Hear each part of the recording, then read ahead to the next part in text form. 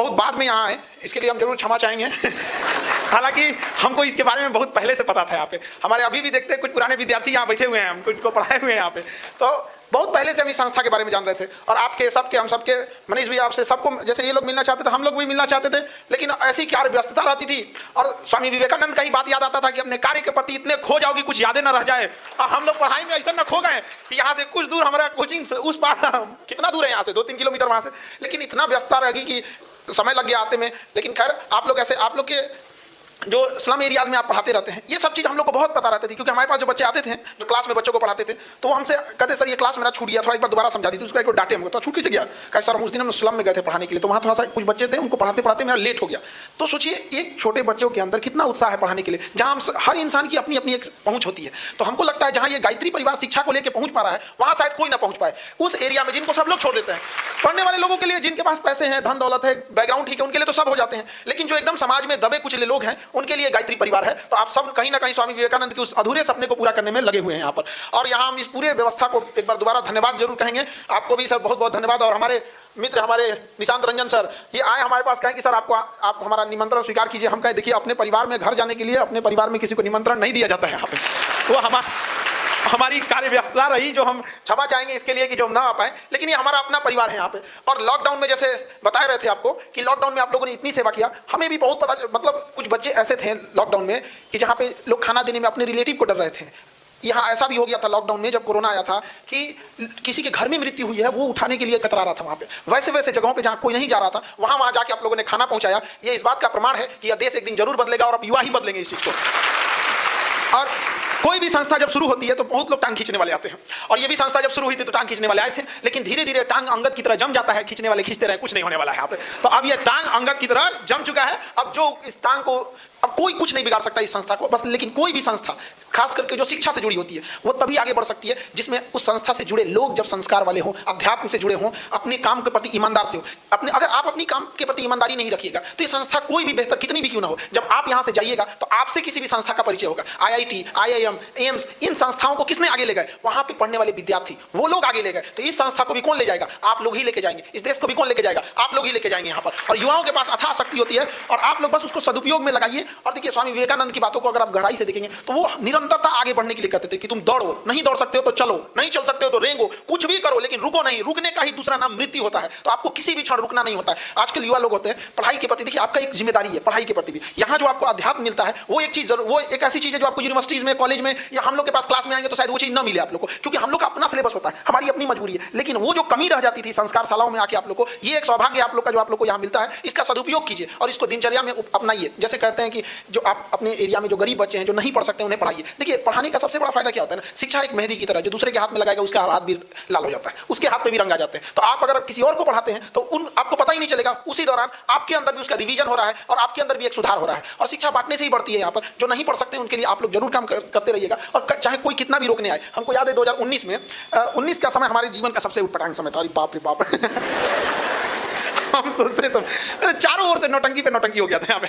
हम मतलब अब जानते हैं टांग खींचने के लिए तो हम लोग भाई यूपी बिहार ये जो बेल्ट है, यहाँ हम लोग ने एक दूसरे को टांग खींचने में बहुत आगे रह जाते हैं यहाँ पे। तो उसमें भी हम लोग के समय में बहुत हुआ था, पढ़ाने में डिस्टर्ब। अब जैसे हम लोग के क्लास में हजारों बच्चे रहते थे तो हल्ला होता था, तो इधर से डिस्टर्बेंस, उधर से कई जगह दिक्कत होता था। उसी सिलसिले में हम लोग यहाँ जब बम चलाया गया था ना, तो जो पहला लड़का, जो सारा ऑफिस में अफरा तफरी हो गया, यहाँ पे सब भाग गए। और यहीं का था एक लड़का कासिंद करके, वहाँ पे जब पूरा बिखर गया था ना, हम लोग कहें कि क्या होगा, क्लास नहीं होगा तो क्या, तो गमछी बांधा था, पटका गमछी, देख झाड़ू लिया साफ करता, कैसे क्लास ना होगा, अब क्लास होगा यहाँ पे और सारे जो वहाँ पे पढ़ने वाले विद्यार्थी थे वो सब लोग मिलजुल के साफ सफाई किए इधर उधर से, कोई फर्क नहीं हुआ, बाकी सब बंद हो गया, हम लोग का चलते रह गया था। वो यहीं का विद्यार्थी था यहाँ पर, हम लोग के पास पढ़ता था, लेकिन यहाँ से भी जुड़ा हुआ था, अध्यात्म में बड़ा बेहतरीन काम करता है। तो ये हौसला होता है एक चीज का कि नहीं, कुछ भी हो जाएगा, विकट परिस्थिति, हम डगमगा नहीं सकते हैं। और आप युवा हैं, आपको कोई नहीं रोक सकता है। दाना डाल के ना कबूतर फंसाया जाता है, बाज नहीं। और गलती से भी ना, हम तो कहेंगे कि दुनिया वाले संभल के रहो, इन बाज से मत टकराओ। अगर गलती से भी तुम इन्हें पिंजड़े में बंद कर दिए ना, तो ये पिंजड़ा सहित लेके उड़ जाएंगे। तो आप अपना मनोबल बढ़ाए रखिए। ये आज के युवाओं के पास बहुत पावर होता है। तो बहता पानी होता है ना, तो उसको एक सही दिशा देना जरूरी होता है, वरना अगर उसका दिशा बदला तो बहते पानी की ताकत के दम पे किसी की क्षति भी हो सकती है। तो अगर युवा जो होता है भटक जाता है रास्ते से ना, बहुत बुरा तबाह करता है, अपनी परिवार बिगाड़ लेता है, समाज को बिगाड़ देता है। आज का युवा जो है गांधी जी का चौथा बंदर हो गया है, मोबाइल लेके बैठा है। तो कानून बंद करने वाला गया सब। अब देखो सबका मोबाइल लेके बैठा है सब। अगर आप मोबाइल चला रहे हैं तो उसमें सदुपयोग कीजिए उन चीजों का। दुरुपयोग के तौर पर, इंटरटेनमेंट के तौर पर क्या देखिएगा आप यहाँ पे, नाच गाना देख के क्या कर लीजिएगा। हमारा वो देश था, उस तरह का संस्कृति थी हमारे देश की यहाँ पर। तो आप एक बार अपने आप को देखिएगा, ये एक सॉफ्ट माइंड गेम चलता है। अंग्रेजों की एक चाल थी कि किसी देश को अगर चौपट करना है ना तो सबसे पहले उसकी संस्कृति को चौपट करो। अगर आपकी संस्कृति चौपट हो गई ना तो आपका देश ज्यादा समय नहीं लेगा उजाड़ने के चक्कर में यहाँ पे। इसलिए वो नए नए चीज को ले आके अपनी संस्कृति को चौपट कर रहे हैं। जैसे टाई लगाना मॉडर्न हो गया, धोती पहनना देहाती कैसे हो गया, पीछे कैसे हो गया। भाई दोनों कपड़े हैं, आपका अपना कपड़ा है, हमारा अपना कपड़ा है। धोती कुर्ता हो गया, कुर्ता पजामा हो गया, गमछा हो गया, ये पिछड़ेपन की निशानी कैसे हो गई? ये हमारे देहात की निशानी है, ये हमारे देहात की है। तुम शहर के हो, तुम्हारी निशानी है। शहर और देहात में कैसे हो गया कि मॉडर्न और ओल्ड? गांव का आदमी मॉडर्न नहीं हो सकता यहाँ, लेकिन उनके दिमाग में भरते गए सब यहाँ पे। आज की युवा पीढ़ियों को देखिए, अपनी घर के मतलब चौराहे पे पैर छूने में या फिर किसी को अपनी संस्कृति को बोलने में उन लोगों को हिचकिचाहट होती है। ये अंग्रेज सब बहुत बेहतरीन ढंग से कैसे कि पहले इनसे इनकी संस्कृति को दूर करो, फिर इनसे अपनी संस्कृति करेंगे, गुड मॉर्निंग गुड आफ्टरनून करेगा, फिर धीरे धीरे इसको अपनी संस्कृति से इतना दूर ले जाएंगे कि फिर इसको याद भी नहीं रहेगा कि कहाँ से आए थे। आज भारत के लोगों को सिखाते हैं लोग यहाँ पे कि हम लोग क्या मतलब बहुत बड़े मॉडर्न हो गए। ये नासा वगैरह वाले हम लोग को ज्ञान देते हैं।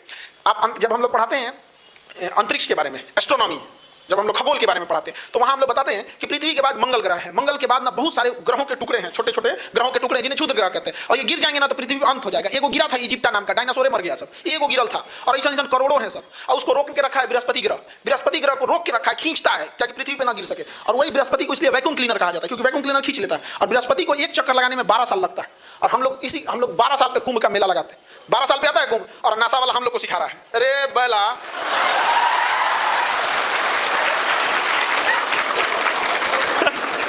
बताइए, हम लोग को सिखा रहा है कैसे? हम लोग से हमारे ही हमसे हमारी विरासत छीन लिया सब, छीना सब कि नहीं छीन लिया सब, हम लोग को सिखा रहा था। पता नहीं कहां से आ गया सब। आर्किटेक्चर देखिए, भारत की आर्किटेक्चर देखिए, आज जाके देखिए वो दक्षिण भारत में जाके देखिए, विजयनगर की उस स्तंभों को देखिए, उस किलाओं को देखिए, तो अंग्रेज आके चंबित हो जाते हैं। अरे बाप रे, ये क्या चीज है? आप जाके महाराष्ट्र में देखिएगा, कैलाश पर्वत को एक खड़े पहाड़ काट के बनाया है। ऐसे घर द्वार नहीं, खड़ा पहाड़ था, ऊपर से काटते आया, सिंगल पहाड़ काट के बना दिया यहाँ पे। और हम लोग को आज ज्ञान देते हैं सभी अंग्रेज सब यहाँ पे। ये सबको क्या समझ में आता है यहाँ पे? तो लेकिन क्या है कि हम लोग कहीं ना कहीं तो कुछ गलतियां हुई हम लोग से। हम लोग आपस में देखिए, एक होता है भाषा। अंग्रेजों को एक चीज देखिएगा, वो जान मार देगा लेकिन ना भाषा खराब नहीं करेगा। आप खुद सोच के देखिए, वो भाषा खराब नहीं करते थे, उनको पता था कि कैसे माइंड गेम खेल करना है वहाँ पे। हम लोग में क्या है, आज के युवाओं में भाषा थोड़ा सा ध्यान से समझिए। हम 3 साल में बोलना सीख जाते हैं और जिंदगी भर लग जाता है ये सीखने की बोलना क्या है। तो ये भाषा जो होता है ना, 2 मिनट में आपको चौपट कर देगा। यंग जनरेशन में ना फटाफट लड़ाई झगड़ा कर देते हैं। याद रखिएगा, आप किसी से एक बार अगर उतावला होकर बोल देते हैं ना, जिंदगी भर के लिए बंद हो गया रास्ता आप उससे प्रेम से बात करने का। लेकिन अगर आप उससे प्रेम से बात करते हैं ना, पूरा जिंदगी आपके पास है, जब मन तब उतावला हो सकते हैं उसके साथ, जब मन तब। लेकिन आज देखिए, हम लोग में छोटे मोटे नॉर्मल झगड़ा लड़ाई में बच्चों को आज देख रहे हैं कहाँ चले गए यहाँ पे। तो ये भाषा पे प्लीज आप लोग कंट्रोल करके रखिएगा। कभी किसी दूसरे की बुराई वगैरह नहीं कीजिएगा। यहाँ पर हम लोग की मीटिंग हुई थी अभी, हमारे मतलब कुछ देर पहले हम लोग मिले थे, हमारे निशांत सर। तो हम लोग भी यही कर रहे थे, सर इतने लोग आते हैं, एक बार सब लोग को मिलके हम तो ऐसे भी करते हैं कि देखिएगा, कभी कभी कोई एक बड़े मंच पे जाके एक व्यक्ति दूसरे व्यक्ति की बुराई कर रहा है। हम लोग कोई शिक्षा क्षेत्र से जुड़े हैं तो हमको इनसे भी गुजारिश रहती है कि चलिए हम सब लोग मिलकर कहें, कम से कम ये शिक्षक दूसरा का ना बोले, ताकि विद्यार्थी देख के दूसरे को ना बोलेगा यहाँ पर। तो हमेशा ये कोशिश रहती है, कभी किसी की बुराई वगैरह नहीं कीजिएगा। याद रखिएगा, जो आपको बनाया है वही बिगाड़ सकता है आपको, अदरवाइज में कोई नहीं बिगाड़ सकता आपको। माँ बाप अगर चाहते तो बचपन में बिगाड़ देते आपको, नहीं पालन पोषण करते, ऊपर वाला भेजा है ना, वही बिगाड़ सकता है। बाकी इन लोग के रास्ता रोकने से कुछ नहीं होने वाला है। रात कितनी भी बड़ी क्यों ना हो, सुबह होने से नहीं रोक सकती है, होगा सुबह। थोड़ा सा धैर्य बना के आप लोग को रखना है यहाँ पे। तो भाषा की मर्यादा रखनी है ध्यान से, कभी किसी के पीछे बुराई के लिए नहीं करना है। अभी जैसे सर अभी चर्चा कर रहे थे कौन बनेगा करोड़पति में, वहाँ हम जब गए थे तो हमको तो खुशी थी कि भैया अमिताभ बच्चन साहब हैं, कौन बनेगा करोड़पति है। वो हम सबका सपना होता है मिलने का उनसे। वो समझिए कि वो फिल्म इंडस्ट्री के भगवान है। दादा साहब फाल्के के बाद उतना लंबे समय तक सर्वाइव करना, जैसे अभी आप लोगों ने देखिए, सफलता पे जाना बड़ा बात नहीं होता, वहाँ सस्टेन रहना बड़ी बात होता है। तो वहाँ पे उन लोगों ने कहा, तो वहाँ पे जब हम लोग चर्चा कर रहे थे, हमारे साथ जो लोग थे, तो हमारे कुछ जानने वाले शुभचिंतक बोले कि जा तो रहे हैं, लेकिन अगर ये कुछ चीज़ गलत होगा ना, तो सबसे पहले यहीं के लोग आपको बोलेंगे, गए लेना कौन बनेगा करोड़पति में। आप समझ रहे हैं? और तो हमारा डर लग रहा था, जानते हैं किस चीज़ का, क्योंकि फिल्म से सवाल मत पूछना, हमें फिल्म में कोई आइडिया नहीं है। हमको ना सब हीरोइन एक के जैसा लगती है सब। हमको 2 चीज में अंतर नहीं समझ में आता, एगो मोबाइल में हीरोइन में सब एक के जैसा लगता है। पूछना पड़ता है यहाँ पे। अरे मत पूछिए हमको। हम लोग शुद्ध देहात वाला आदमी, शुद्ध देहात वाला, और जैसा है वैसने हैं, हमको कोई बनावट वगैरह नहीं है यहाँ पे। कभी भी आप मेरी बातों को भी देखेंगे ना, तो भाषा में जो बिहारी टोन आता है ना, वो आ जाता है। तो कुछ लोग हमसे कहते हैं कि सर आपके बोलने में भी नहीं, हिंदी भाषा में भी बिहारी टोन आ जाता है। हम कहें कि अगर बिहारी हो के बिहारी टोन ना आए तो फिर आए कौन चीज? अंग्रेज आए, हमें गुलाम बनाए, हमें अंग्रेजी सिखा के चले गए, हम दूसरे को भोजपुरी ना सिखाए तो जन्म ले ले फायदा कौन चीज? बनने की कोशिश मत कीजिएगा, लेकिन हाँ जहाँ है सिंप्लिसिटी में रहिएगा। यहाँ पे कभी दिखावा में मत रहिएगा। यहाँ पे क्या कीजिएगा दिखावा करके, ये संसार की चीजें यहीं रह जाएगी। यहाँ झगड़ा, लड़ाई, धन दौलत, द्वेष, एक दूसरे को पीछा करना, मतलब किसी को पीछे कर देना, उसको बर्बाद कर देना, ये सब चीजें यहीं रह जाएगी। हमारे आपके सबके जीवन में एक ऐसी शाम आएगी जिसके बाद कोई सुबह नहीं होगा, फिर याद आएगी तो हमारी अच्छे काम और कोई नहीं। आज स्वामी विवेकानंद उस युवा अवस्था में जब इस संसार को छोड़ के चले गए तो क्या चीज याद आता है? उनके विचार। तो हमें और सबको ये सोचना चाहिए कि उस दिन के बाद हमारी किस काम को लोग याद करेंगे।